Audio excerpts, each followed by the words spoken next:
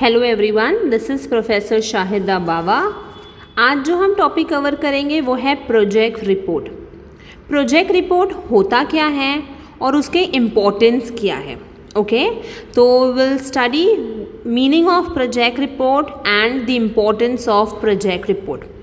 देख लेते हैं प्रोजेक्ट रिपोर्ट क्या है। सी, प्रोजेक्ट रिपोर्ट क्या होता है, एक रिटन डॉक्यूमेंट है जहाँ पर वो पूरा इंफॉर्मेशन, कंप्लीट इंफॉर्मेशन रखा जाता है कि हमें कौन सा प्रोजेक्ट करना है, हमें क्या काम करना है। ठीक है, तो project report is a written document containing complete information of a proposed project, है ना।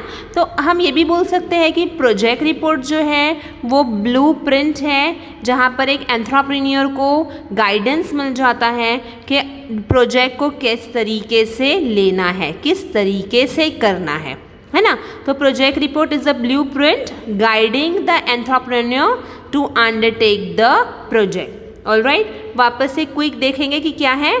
Project report is a written document containing complete information of a proposed project. A project report is a blueprint guiding the entrepreneur to undertake the project. All right. अभी meaning है ना, जैसे मैंने कहा कि project report क्या है। Project report is a written document containing complete information of a proposed project. Okay, and project report is prepared by an expert after detailed study and analysis of the different aspects of the project. अब जब मैंने कहा कि different aspects की जब मैं बात कर रही हूँ तो ये different aspects क्या होंगे, है ना। different aspect हो सकते हैं मार्केट, ओके, फिर हो सकता है टेक्नोलॉजी, फिर फाइनेंस भी तो हो सकता है ना। ठीक है, तो this are my different aspects. Clear, यहाँ तक समझ में आया? अगर समझ में आया होगा तो do like, share, subscribe my channel. अब देखते हैं what are the importance of project report. See, project report is useful to various parties. सबसे पहला जो है वो तो है इम्पोर्टेंस टू द एंटरप्रेन्योर, है ना। अभी एंटरप्रेन्योर को प्रोजेक्ट रिपोर्ट क्यों इम्पोर्टेंस होता है? सी, अगर तो एंटरप्रेन्योर ये रिपोर्ट बैंक को बताता है, ठीक है, तो बैंक क्या देगा? बैंक लोन्स प्रोवाइड करेगा, राइट। तो obtaining loans and advances. So project report is useful for obtaining loans and advances from the bank. Okay, तो फर्स्ट पॉइंट हम ये बोल सकते हैं, this is useful for obtaining loans. Okay, obtaining loans, alright. Second, government clearance. अगर मैंने अपना project report government को बताया है, ठीक है, कि मेरा जो बिजनेस है वो ग्रीन एनवायरनमेंट के ऊपर डिपेंड है, ओके, तो यहाँ पे मुझे क्या मिल जाएगा? द गवर्नमेंट अथॉरिटीज़ मुझे क्या कर देंगे? आराम से क्लियरेंस दे देंगे कि हाँ, you can go ahead with your business. Okay, then is reference guide, है ना। सेकेंड पॉइंट क्या था? Government clearance. Okay, third point states reference guide.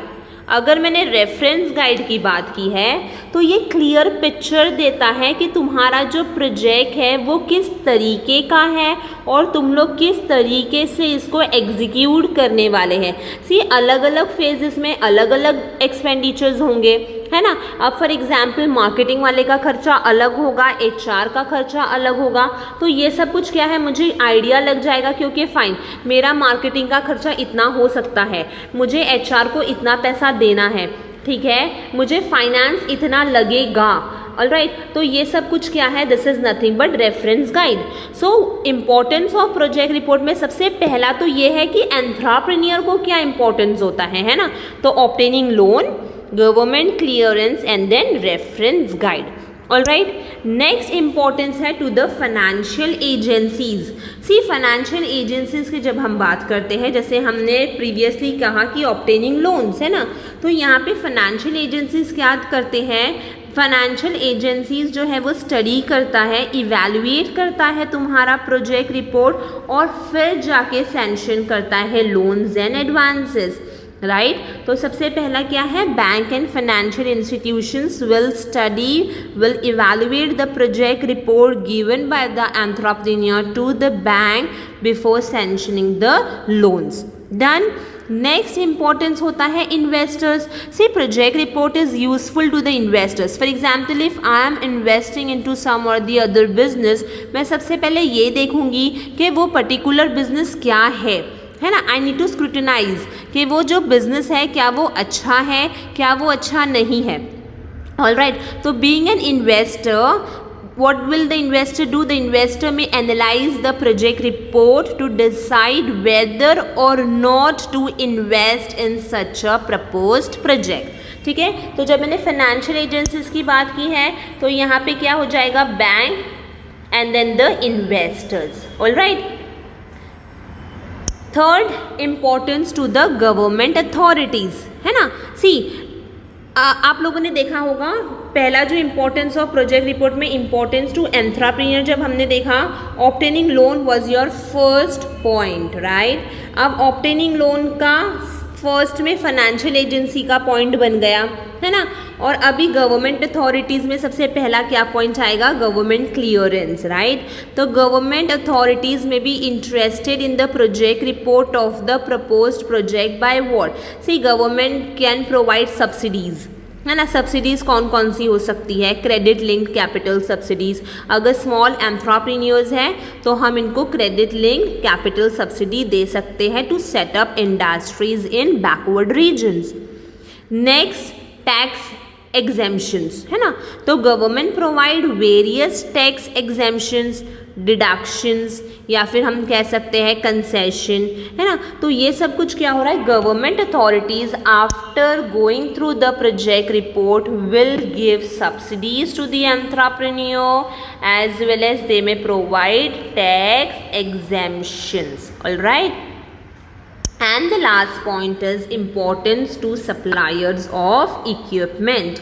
See, when we speak about the suppliers of equipment who supply on credit basis, है ना, मैं also required project report to understand मेरा business जो है वो किस तरीके से है। तो सप्लायर को भी तो पता होना चाहिए ना कि अगर मैंने क्रेडिट बेसिस पे तुम्हें कुछ भी सामान दिया है तो वो सामान तुम लोग अच्छे से यूटिलाइज करोगे या फिर किस तरीके से यूटिलाइज करोगे।